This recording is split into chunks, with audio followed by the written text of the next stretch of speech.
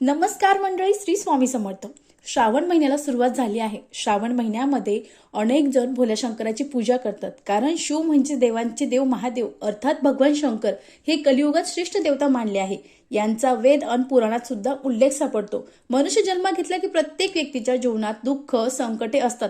हेच दुःख संकटातून आयुष्याची वाट सापडून आपल्याला योग्य दर्शन मिळावे, आपले जीवन जे आहे ते स्वार्थी व्हावे, यासाठी आपण भगवान शंकराला जर शरण गेलो आणि त्यांचं काही विधिवत पूजन केलं आणि त्यासोबतच या श्रावण महिन्याच्या पवित्र काळामध्ये आपण जर शिवलीलामृत पोथीचं पारायण केलं तर आपल्या अनेक ज्या इच्छा आहेत त्या पूर्ण होत असतात। अगदी साध्या आणि सोप्या पद्धतीने जे पूर्ण 14 अध्याय आहे त्याची फलश्रुती काय, ते वाचल्यानंतर आपल्याला काय फळ भेटतं याची संपूर्ण माहिती मी तुम्हाला अगदी शॉर्टमध्ये सांगणार आहे। त्यामुळे व्हिडिओ स्किप न करता पूर्ण पहा आणि चॅनलला नवीन असाल तर चॅनलला सबस्क्राईब करा।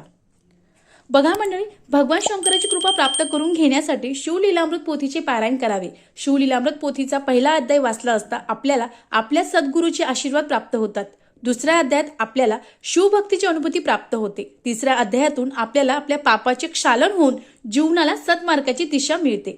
चौथ्या अध्यायाचे शिवपूजन यथोचित फळ प्राप्त होऊन आपल्यावर येणारी जी आपत्ती आहे ती टळत असते। पाचव्या अध्यायातून आपल्याला येणारी संकटे हरतील आणि आपले जे गतवैभव आहे ते आपल्याला पुन्हा प्राप्त होणार आहे। सहाव्या अध्यायाच्या पठणाने स्त्रियांचे अकाली वैवध्य टळणार आहे, त्यांना उत्तम आरोग्याची प्राप्ती होणार आहे।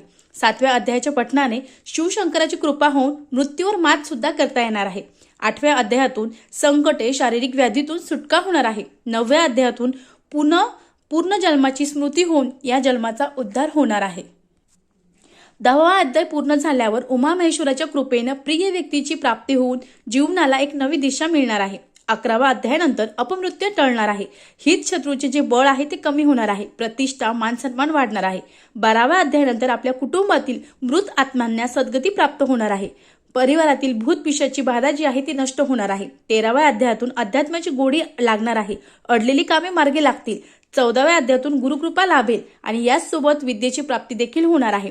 शिवलीलामृत मधील 15वा अध्याय हा कथेचा सार आहे। या अध्यायाच्या पठणाने पारायणाची सांगता होणार आहे व आपण केलेले जे पारायण आहे ते सुफळ संपूर्ण होणार आहे।